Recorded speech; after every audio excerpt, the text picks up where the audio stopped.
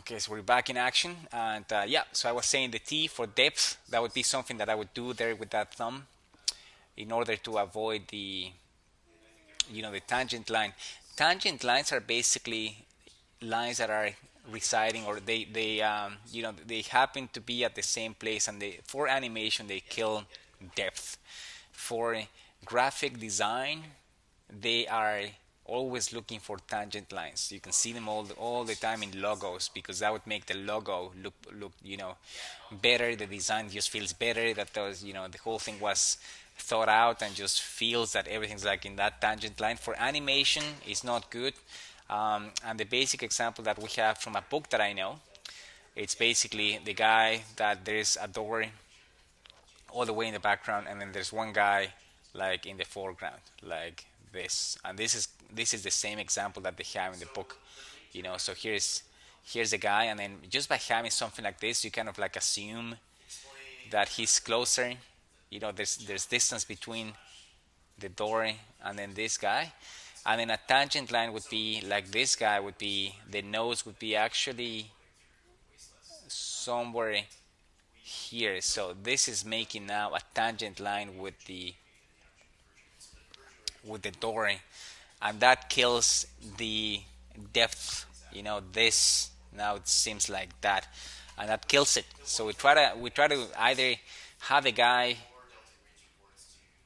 somewhere here, as I drew him at the beginning, like somewhere there, or you have the guy like somewhere that is completely overlapping that door, and again that depth ingredient comes back. So that would be the same for this one. Try to have the thumb somewhere overlapping like that. So that's pretty cool. Yeah, and then just more. It's nice that you have all the bones.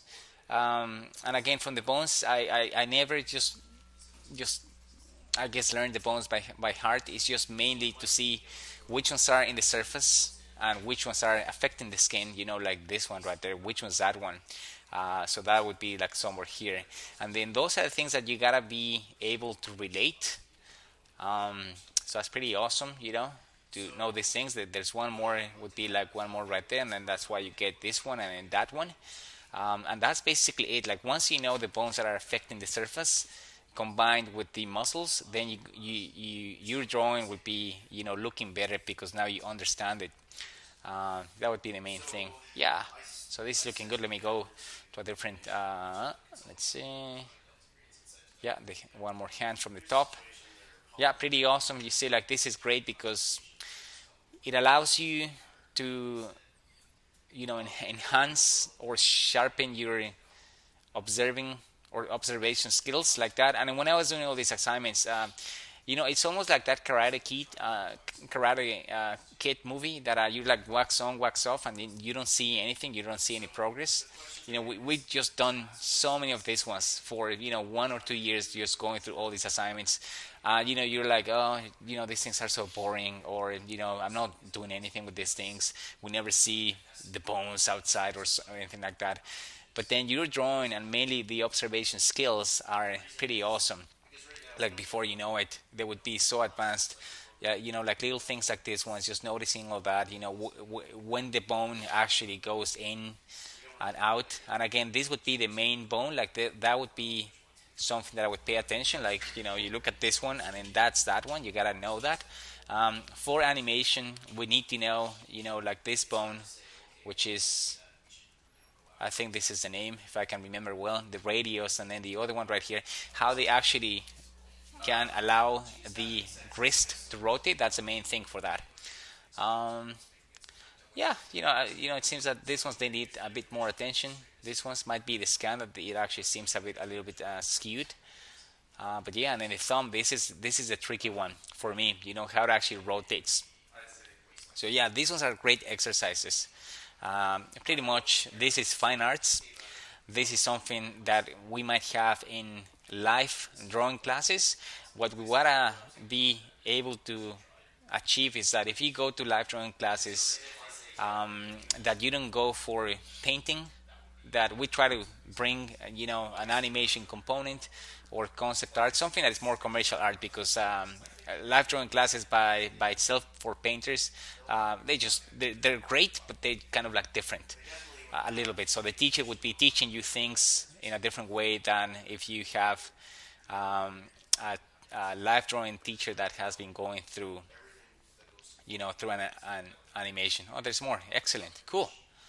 Great stuff. Let's see one of the layouts here. Wow, that's cool. Look at this. That's pretty awesome. That is pretty awesome. I love this one. This one, now it just brings that element of imagination. I don't know if this one, like that world actually exists, but it looks amazing. And like right away I can see the foreground. This is pretty awesome. Mohammed, this is pretty cool. This is more like a window, and that's again something that we learn in animation. It's like having a window. It's like this, a typical window like that, just a window. And that would be the painting, like the painting or the background stays paint, like the background stays there, and then you have like curtains. So those curtains, that would be the foreground. And that's awesome because you already have it here. What would be nice to have on this image, because of the height of the perspective and the horizon line that you have right there, it seems to me that you might be able to get something on the foreground that allows,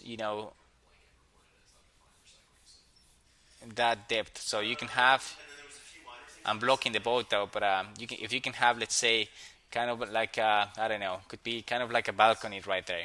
That would be nice. Oops, trying to make it a straight line. You can have, I don't know, see, like something like that. And then this is kind of like too far away, but this is supposed to be the handrail. Just drawing really fast, and then these things would be even better. Another idea is that because this is so close, would be that you get, you get maybe kind of like the edge of a wall here. See, like this would be the wall right there, and then this is kind of like yeah, kind of like a window. So you're kind of like stepping to the edge of the balcony or the window, and you can see all that. You would actually do it in a way that you don't block that boat, or composition wise, we might need to move this one like somewhere here, so the boat now it's somewhere here, because if you add the balcony, that's going to be blocking the boat. So yeah, something that goes along those lines, something that makes more sense with the perspective. That would be the main thing, because imagination wise, I think this is great. You see, like you want to say, where are these things hanging from? This is there a ceiling? How high is that ceiling? Do you need to show the ceiling a little bit? So those are the things that we need to solve for production, because this thing is going to get recreated in 3D, and we gotta have something that it's close to reality. It doesn't have to be real, but it has to be believable. Remember, the Mini Cooper. Really, that's awesome. This is quite a jump. I don't know how you did this one. I'm not even sure if this is a 3D model and you just kind of like painted over that, but this is pretty cool. Yeah, it seems to me that might be a 3D CG model, so I'm gonna skip that one because I'm not sure what it is. Let's see. Is this Johnny Depp? Nice. See, I don't know if it's Johnny Depp, but if it is, there you are. It works. That's awesome. Yeah, all these ones are live drawing exercises. They're great. Let's see now something different. That vehicle. Yeah, and I can see that now you're throwing lines for this. You have this is one vanishing point. You want to have for something like this, you want to have two vanishing points. So you're going to have this one, and you want to have something else. So again, what I would do right here is that the basic stuff that I would do would be like throwing a line and then throwing. You can do a couple of things. You go for random vanishing points, and then you just make them cross and connect, like that.